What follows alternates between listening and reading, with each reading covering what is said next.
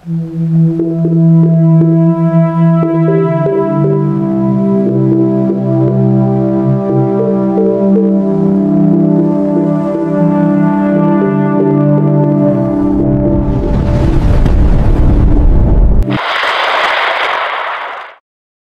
araw po sa inyong lahat.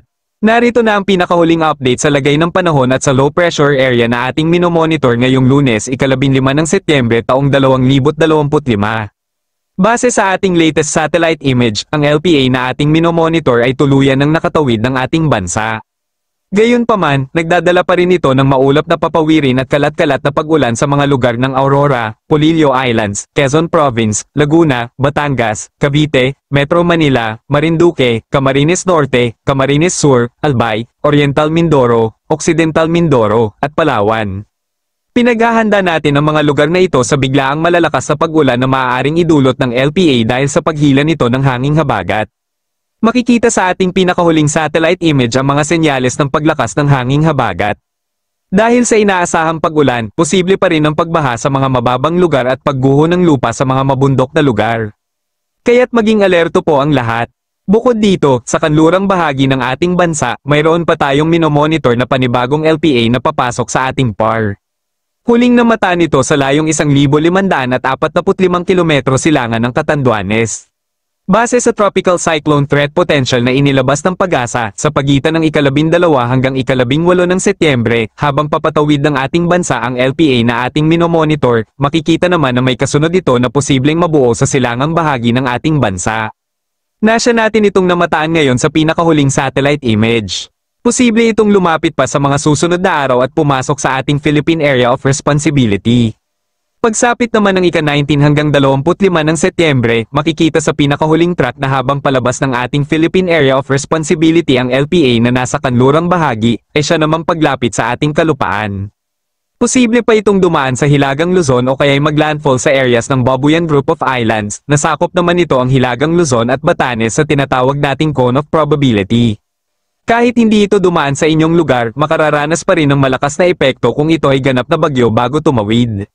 Samantala, kung sakaling maging ganap na bagyo ang dalawang LPA na ating minomonitor sa loob ng ating PAR, papangalanan ito sa local names na Mirasol at Nando. Kaya lubos po namin pinaghahanda ang ating mga kababayan upang makapaghanda ng maaga at makaiwas sa posibleng epekto kung ito ay dumaan o tumawid sa ating bansa. Bukod sa dalawang LPA na ating minomonitor, mayroon pa rin tayong easterlies na siyang makikita natin sa silangang bahagi ng bansa. Ito ang nagdudulot ng maulap na papawirin at kalat-kalat na pag-ulan sa silangang bahagi ng ating bansa. Dahil dito sa easterlies, nagdudulot ito ng mainit at maalinsangan na panahon na nagpapalakas ng LPA o masamang panahon sa pagdevelop dahil sa may nagbabalik pa ring hanging habagat. Kapag ang easterlies at hanging habagat ay nagkasalubong, ito ay naglilikha ng isang low pressure area at mga localized thunderstorm.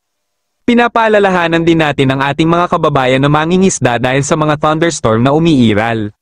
Nagpapataas ito ng ating karagatan, lalo na kung saan may mga masamang panahon.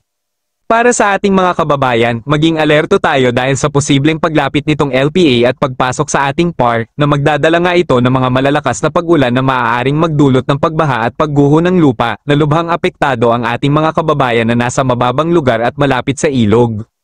Kaya kung ang inyong lugar ay nasa mapanganib na area, mabuting lumikas muna sa mas ligtas na lugar. Kung ang inyong lugar ay nasa critical na area, ingat po mga kababayan. Narito ang lagay ng panahon sa iba't ibang rehiyon ng ating bansa.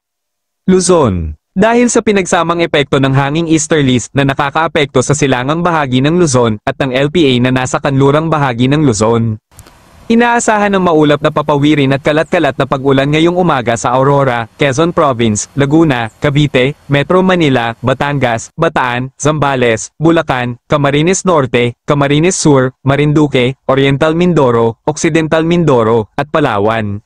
Samantala, sa Albay, Sorsogon, at Catanduanes, inaasahan ng maaliwalas na panahon sa umaga, ngunit mataas pa rin ang tsansa ng pag-ulan sa hapon at gabi dahil sa pinagsamang epekto ng mga weather system. Visayas. Dahil sa epekto ng hanging habagat at ng LPA na nagpapalakas sa hanging habagat sa kanlurang bahagi ng ating bansa, ang Palawan at kanlurang bahagi ng Visayas, lalo na sa Antique, Aklan, Capiz, Iloilo, Guimaras, at Negros Occidental, ay makakaranas ng maulap na papawirin at kalat-kalat na pag-ulan ngayong umaga.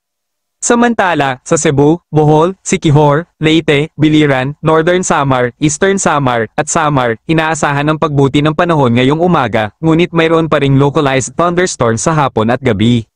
Maging alerto sa biglaang buhos ng pag-ulan, lalo na sa hapon at gabi. Mindanao. Inaasahan ang pagbuti ng panahon ngayong umaga hanggang tanghali kung saan makakaranas ng pagsikat ng araw sa Tawi-Tawi, Sulu, Basilan, Zamboanga Peninsula, Autonomous Region in Muslim Mindanao, Socsargen, Northern Mindanao, Caraga Region, at Davao Region. Ngunit pagsapit ng hapon at gabi, maging alerto sa biglaang buhos ng pag-ulan dahil sa epekto ng localized thunderstorms. Kung ang mga localized thunderstorm na ito ay fully developed, maaaring tumagal ang pag-ulan ng 1 o 2 oras na posibleng magdulot ng pagbaha sa mababang lugar at pagguho ng lupa. Lagay ng karagatan. Sa kasalukuyan, walang nakataas na gale warning sa kahit anong baybayin ng ating karagatan. Ngunit, mag-ingat pa rin sa mga nais pumalaot dahil sa LPA na nasa kanlurang bahagi ng ating bansa at ang LPA na papasok sa PAR. Manatiling updated sa mga bagong ulat panahon na aming ilalabas. Para sa mga bagong ulat panahon, mag-subscribe sa aming YouTube channel upang ma-notify sa mga bagong ulat panahon na aming ilalabas. Maraming salamat po sa inyong lahat at God bless us all.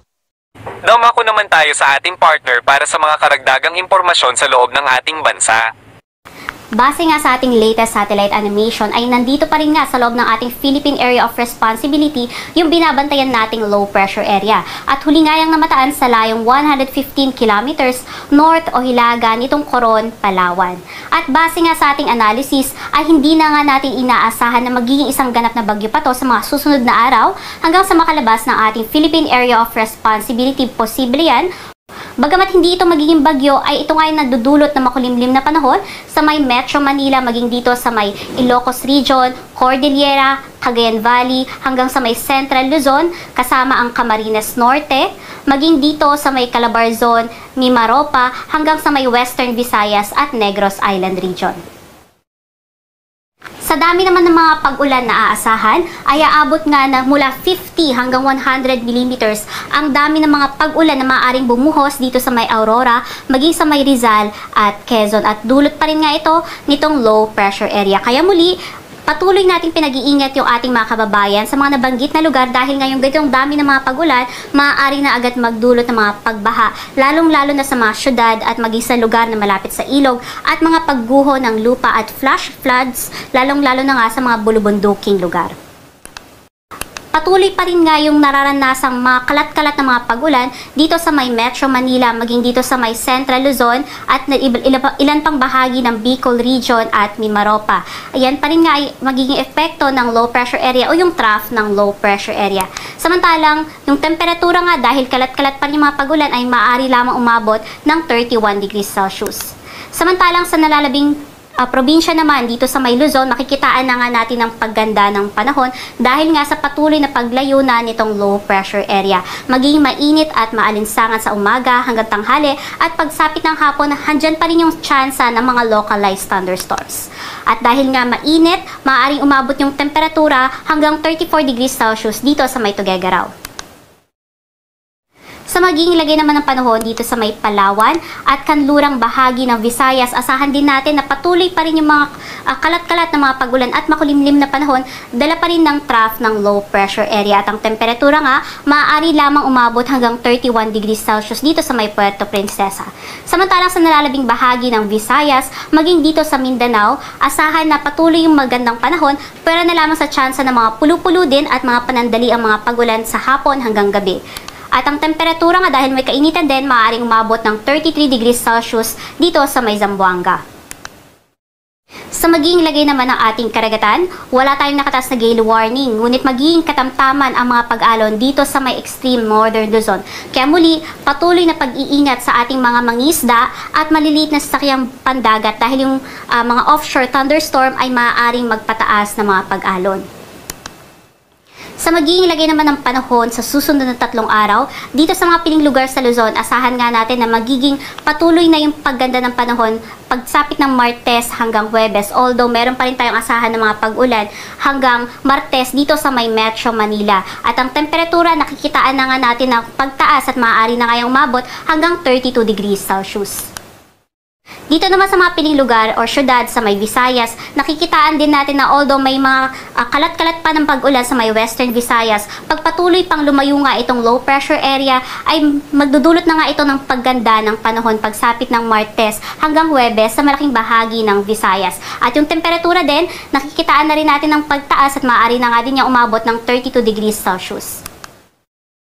Dito naman sa mga piling lugar sa may Mindanao, asahan na patuloy pa rin yung magandang panahon. Pwera na nga lamang sa tsansa ng mga pulo-pulo at mga panandali ang mga pag-ulan, pagkidlat at pagkulo.